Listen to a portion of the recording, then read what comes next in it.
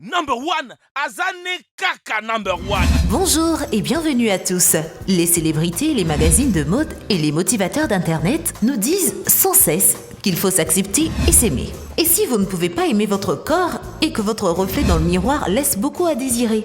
Dans ce cas, vous pouvez toujours commencer à vous changer. Par exemple, trouver un moyen de transformer vos imperfections en vertu, commencer à faire de l'exercice ou à vous lancer dans les arts. Aujourd'hui, nous allons vous raconter plusieurs histoires de transformation qui ont changé la vie des gens à jamais. Si vous cherchez une motivation pour vous améliorer, alors vous avez certainement trouvé la bonne vidéo. Et maintenant, c'est parti!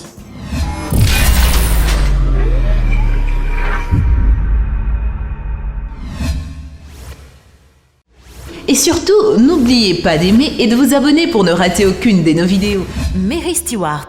Dans les années 90, lorsque la top modèle britannique Kate Moss a commencé à conquérir l'industrie mondiale de la mode, des millions de jeunes filles du monde entier ont commencé à envier la minceur et la fragilité de son corps. Les femmes rondes d'Hollywood, populaires dans la seconde moitié du XXe siècle, ont été oubliées et la minceur extrême, presque morbide, est devenue une nouvelle tendance. Hélas, le désir de ressembler à un mannequin de mode est devenu une source de graves problèmes de santé pour de nombreuses femmes. Le type de trouble alimentaire le plus courant que peuvent entraîner des régimes alimentaires douteux et des carences nutritionnelles extrêmes est l'anorexie. On estime qu'en moyenne, environ 2% des femmes ont connu au moins une fois des manifestations physiques ou psychologiques d'anorexie. Heureusement, avec les bons traitements, plus de la moitié de ces cas se soldent par un rétablissement complet.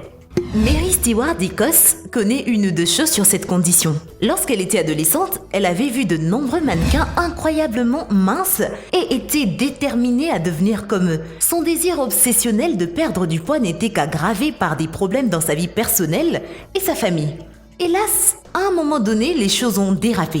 À l'âge de 17 ans, la jeune fille pesait moins de 30 kilos et la valeur énergétique de son alimentation quotidienne s'est située entre 300 et 500 calories.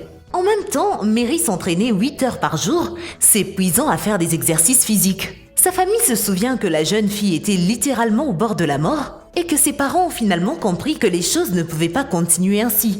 Cela s'est produit après que les entraîneurs de gym aient empêché Mary de faire de l'exercice en raison de son état d'épuisement et des risques pour sa santé. En 2016, la jeune fille a finalement demandé l'aide d'un spécialiste.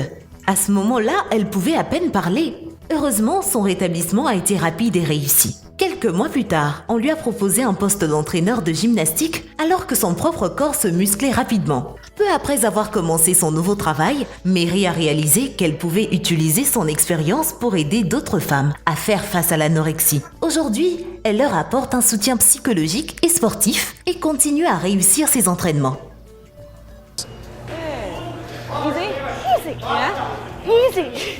Craig Goliath. Les normes de beauté ne s'appliquent pas seulement aux femmes, bien sûr, elles changent avec le temps. Jusqu'à récemment, les femmes au corps mince étaient à la mode. Mais pour les hommes, la minceur était toujours associée à la faiblesse. Ce type des États-Unis, du Nevada, pesait moins de 70 kilos et jusqu'à ses 20 ans, il ne savait pas comment utiliser un haltère. Aujourd'hui, Craig ne peut même pas imaginer sa vie sans sport. En plusieurs années, il a transformé son corps en un véritable bulldozer de muscles qui pèse maintenant 160 kg. Vous le reconnaîtrez probablement sur cette photo qui est devenue virale à un moment donné. Comparé aux passagers ordinaires des transports publics, Craig ressemble à un vrai monstre des films sur les super-héros. Craig admet que son poids est non seulement une raison de se vanter sur Instagram, mais aussi une source de désagrément quotidien en raison de sa puissante structure corporelle. Craig a même du mal à lasser ses chaussures, à monter les escaliers ou même à prendre une douche. Mais tout cela n'est rien comparé au plaisir que lui procure l'entraînement, les victoires et les championnats de bodybuilding. Quant à la routine d'entraînement, Craig admet qu'il ne fait pas d'exercice cardio à moins de vouloir perdre du poids rapidement. Il va à la salle de sport 6 fois par semaine et la plupart de ses séances d'entraînement visent à renforcer les muscles. Pendant chacune d'entre elles, il se concentre sur une zone spécifique du corps. Par-dessus tout, Craig aime faire travailler ses muscles pectoraux et le gros de son alimentation, ce sont les boissons protéinées, le riz blanc, le poulet et les pâtes. David Aguilar. Les personnes nées avec un handicap ont du mal à faire face à leur insécurité car elles ne peuvent pas résoudre leurs problèmes par l'entraînement ou un régime. Cependant, cet Espagnol a prouvé que rien n'est impossible. David Aguilar est né sans avant-bras droit. Au lieu de cela, il n'a qu'un petit bras avec une main sous-développée tout aussi petite. Bien sûr, la vie avec un tel diagnostic, ce n'est pas une raison pour abandonner. De nos jours, il existe un grand nombre de prothèses et d'appareils qui permettent aux personnes handicapées d'avoir une vie normale. Mais David a trouvé une meilleure solution et a décidé de fabriquer sa propre prothèse. Enfant, les jouets préférés de David étaient les jeux Lego. Il s'est un jour dit que s'il pouvait construire de vrais navires et hélicoptères à partir de pièces Lego, pourquoi ne pas essayer d'en faire d'un bras? Il a créé sa première prothèse à l'âge de 9 ans et à 18 ans, il avait terminé un modèle pleinement fonctionnel. Son premier prototype, appelé Mark I, a été assemblé à partir d'un ensemble technique Lego. C'était assez simple. Bientôt, Mark II a suivi.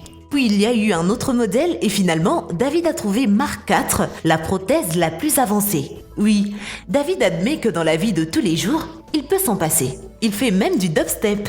Au bout d'un certain temps, Lego a eu vent de l'invention de David et il est devenu l'ambassadeur officiel de la société. Grâce à cela, David a décidé de poursuivre une carrière en bio-ingénierie et aujourd'hui, il étudie cette matière à l'université. Nous devons donc nous attendre à de nombreuses découvertes révolutionnaires de sa part. Brian Finn. L'histoire des tatouages remonte à plusieurs milliers d'années, mais ce type de modification corporelle est devenu particulièrement populaire au cours des dernières décennies. Aujourd'hui, dans certains pays d'Europe et des États-Unis, le nombre de citoyens adultes tatoués atteint 50% de la population totale.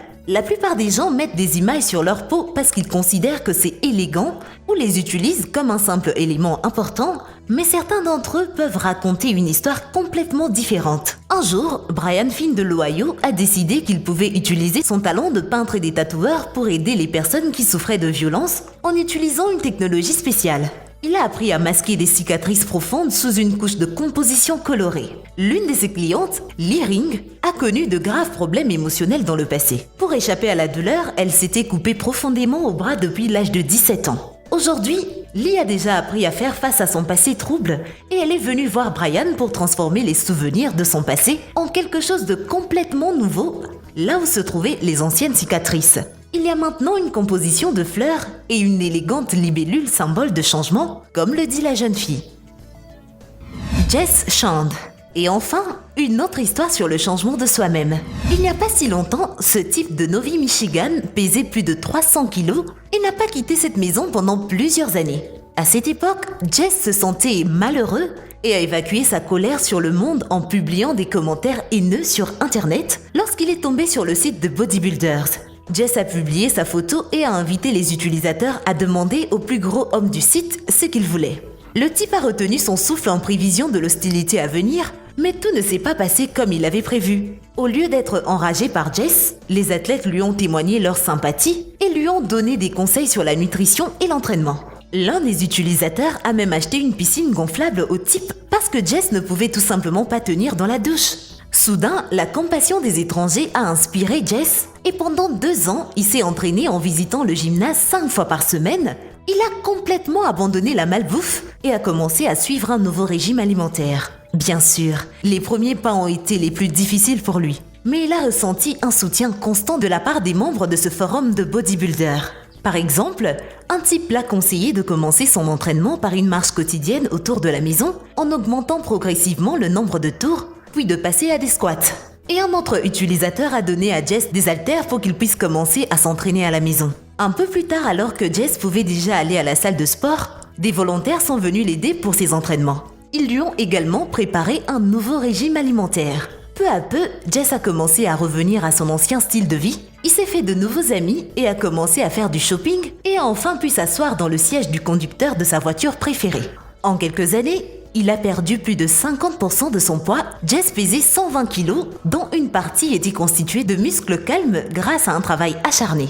Il a cependant dû résoudre un problème restant pour enlever près de 20 kg de peau relâchée formée après une perte de poids aussi radicale. Bien sûr, des procédures chirurgicales étaient disponibles, mais Jess n'avait tout simplement pas assez d'argent pour les payer. Heureusement, il a réussi à récolter 20 000 $ grâce au financement de la foule et il vit maintenant une vie heureuse et épanouie. Et voilà, c'est tout pour aujourd'hui. N'oubliez pas de manger sainement et de faire de l'exercice. Alors, à la prochaine!